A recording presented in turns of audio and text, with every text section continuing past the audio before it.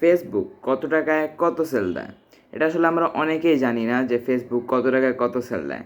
তো আজকে আমরা জানার চেষ্টা করব আসলে ফেসবুক কত টাকায় কত সেল দেয়। সো চলুন আমার ল্যাপটপ স্ক্রিনে যাওয়া যাক। সো এখন হচ্ছে আমি আমার একটা অ্যাডস ম্যানেজারে চলে আসছি। তো এখানে আপনারা দেখতে পাচ্ছেন যে আমার অনেকগুলো ক্যাম্পেইন আছে। তো এখান থেকে দেখেন আমার একটা ক্যাম্পেইন অ্যাক্টিভ আছে, টপ ক্লিন ট্রান্সপোর্টার, এটা আর কি বোঝার জন্য। তো এই যে এখান থেকে দেখতে পাচ্ছেন আপনারা যেমন কি আমার 16টা অর্ডার আসছে। তারপর হচ্ছে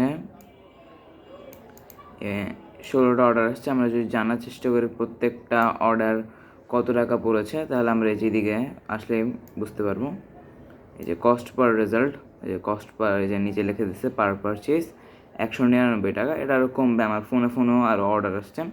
তো ধরে নিচ্ছি যে 150 টাকা। তো আমার এখানে 150 টাকা পড়তেছে, এখন সবার কিন্তু 150 টাকা পড়বে না।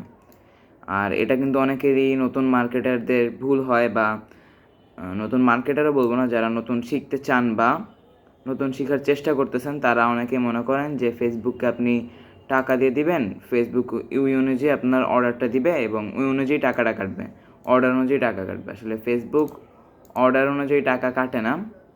ফেসবুক হচ্ছে সবসময় একটা জিনিস মনে রাখবেন, ইমপ্রেশন ওয়াইজ টাকা কাটে। এই যে যদি ইমপ্রেশন দেখি, এই যে যত ইমপ্রেশন দেবে ফেসবুক তত বেশি।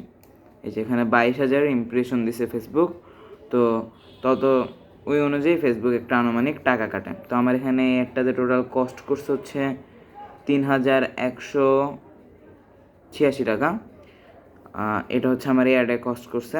তো এই অ্যাডটা এখনও ভালো পারফর্ম করতেছে, কারণ আমার $2 আশেপাশেই আমাকে আর কি অর্ডারগুলো এনে দিচ্ছে। তো এটা এখনও ভালো পারফর্ম করতেছে। আর এর আগে আমার একটা ক্যাম্পেইন ছিল যেখান থেকে আমার 100-এরও বেশি অর্ডার আসছে, বাট ওই অ্যাডটা আমার বন্ধ করতে হয়েছে, কারণ হচ্ছে আমার অ্যাড অ্যাকাউন্ট রেস্ট্রিক্টেড হয়ে গেছে। ওইটা যদি এখন আমার কাছে অ্যাডটা অ্যাক্টিভ থাকতো তাহলে আমি হয়তো বা দেখাতাম।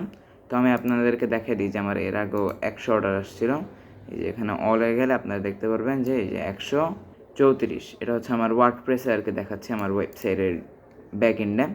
যেখানে গেলে আরও দেখাবে, যেখানে ক্লিক করলাম এখানে অলরেডি অনেকগুলো অর্ডার আছে।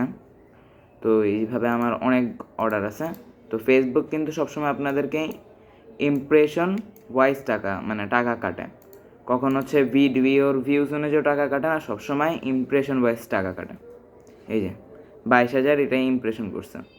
এখন আপনারা যদি অনেকেই বলতে পারেন যে আমি টাকা কমাতে চাই, ফেসবুক আমার ইমপ্রেশন দরকার নাই, তো আমার বেশি দরকারই। সেই ক্ষেত্রে আপনারা রিটার্গেট ক্যাম্পেইন করতে পারেন। রিটার্গেট ক্যাম্পেইনে ওই রকম ইমপ্রেশন ফেসবুক দেখাতে পারে না। আমার যেমন এটা কিন্তু আমার রিটার্গেট ক্যাম্পেইন। এই যেখানে আরটি মানে রিটার্গেট ক্যাম্পেইন, মানে যারা হচ্ছে আপনাকে আগে দেখেছিল বা দেখেছে তাদেরকে আবার রিটার্গেট করে অ্যাড দেখানো।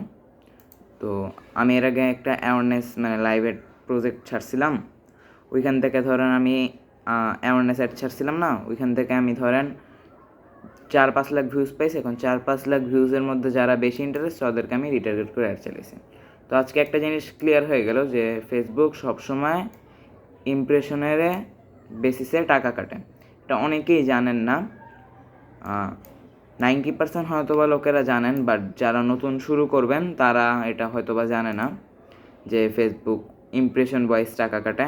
কখনো হচ্ছে পারচেস অনুযায়ী সে টাকা কাটে না, যে একটা পারচেস হলো তো আমি 100 টাকা কেটে নিলাম, এরকম কখনোই হয় না। ফেসবুক সবসময় ইমপ্রেশন ওয়াইজ টাকা কাটে। ওকে, সো আজকের ভিডিওটা এই পর্যন্তই ছিল। ভালো লাগলে লাইক করে দিবেন এবং সাবস্ক্রাইব করে দিবেন। আসসালামু আলাইকুম।